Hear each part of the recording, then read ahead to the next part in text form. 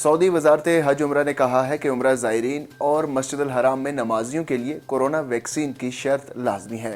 Saudi वजारत हज उम्रा ने कोरोना वैक्सीन लगवाने वालों को 3 मुख्तलिफ कैटेगरीज में तकसीम किया है।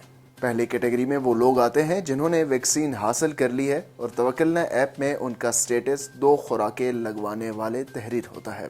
दूसरी कैटेगरी में वो लोग शामिल हैं जिन्होंने वैक्सीन की 1 खुराक हासिल की हुई है और इस पर 14 रोज गुजर चुके हैं।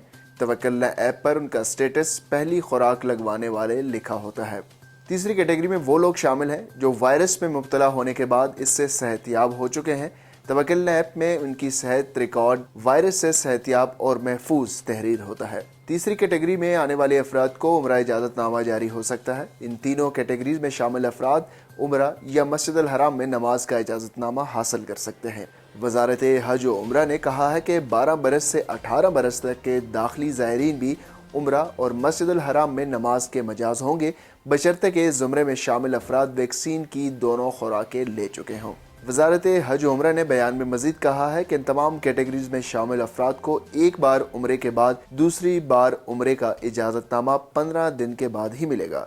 नए उम्रे की बुकिंग 15 रोज़ मियाद ख़त्म होने के बाद ही कराई जा सकती है। इस खबर की तफसील और मज़ीद खबरों के लिए आप विज़िट कर सकते हैं हमारी वेबसाइट urdunews.com।